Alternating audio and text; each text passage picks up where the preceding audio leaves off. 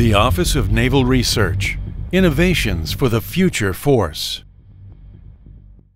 U.S. Navy Autonomous Swarm Boats.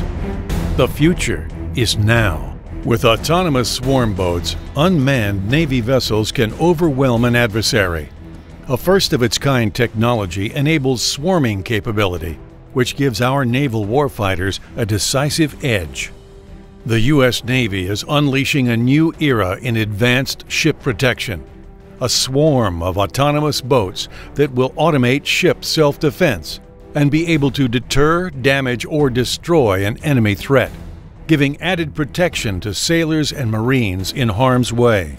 When we look at autonomous swarm, we're not talking about a single vessel, we're talking about multiple vessels that can be in a defensive posture, and then when called upon, then can become offensive, surround an adversary, let them know that you are coming no closer to our ship. But of course, if an adversary threat decides to come closer, we can give them another warning, or potentially we can say, you've come too close, we're now going to destroy your vessel. Autonomous swarming is made possible through outfitting a boat with a sensor and accompanying software kit called Caracas. This advanced software was developed by NASA for the Mars rover and adapted through ONR support for autonomous swarming. What we have on board these boats is software and equipment that allows the boats to operate autonomously, which means they can sense the environment being other ships, perhaps the enemy, that's the objective, and then they can react to the environment. ONR's current demo on the James River was made possible through discoveries in artificial intelligence, machine perception, and distributed data fusion. Now, any boat can be fitted with a kit that allows it to operate autonomously and together swarm on any threat. This new technology can be used to help prevent attacks like the damage caused to the USS Cole by one small boat. USS Cole was attacked in October of 2000. 17 of our sailors were killed in that attack. It's a constant reminder every time we walk the passageways of the importance of being vigilant.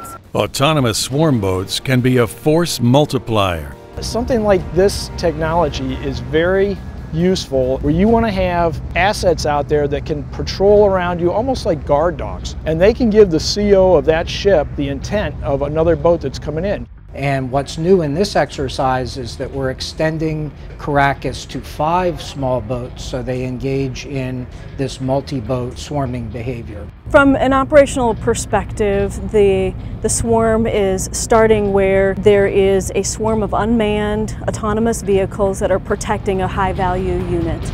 The ship, the designated good guy, is the Relentless, serving double duty as the floating lab, monitoring the demo as the swarm scenario unfolded.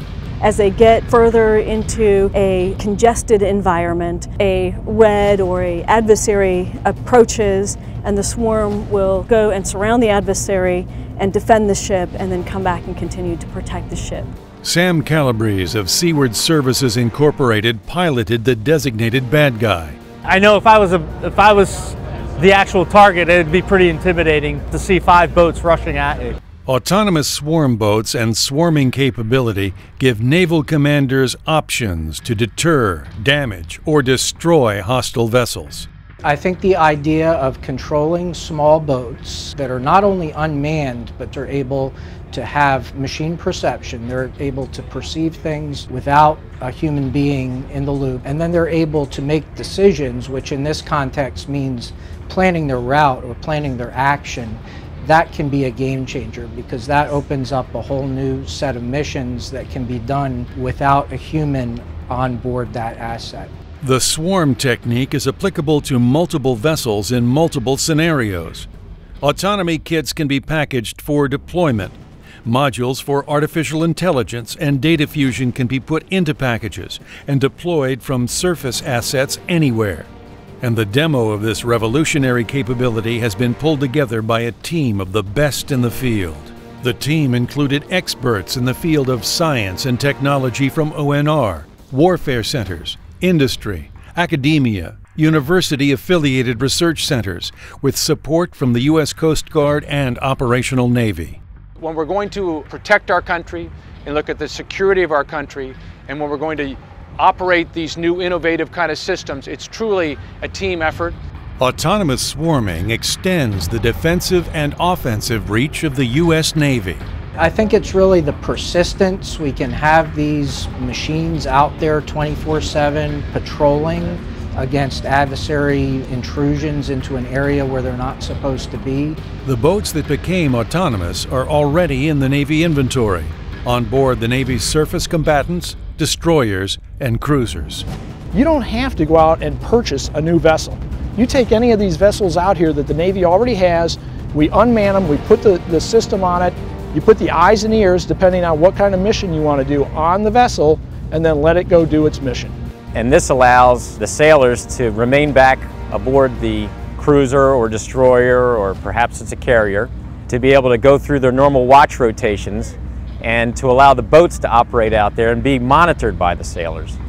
The autonomous swarm boat demo was a resounding success. It makes you understand the work that you put in, and all those many hours, it was worth the time and the effort, and we worked towards it, and seeing it go unmanned for the first time, it was a wonderful experience.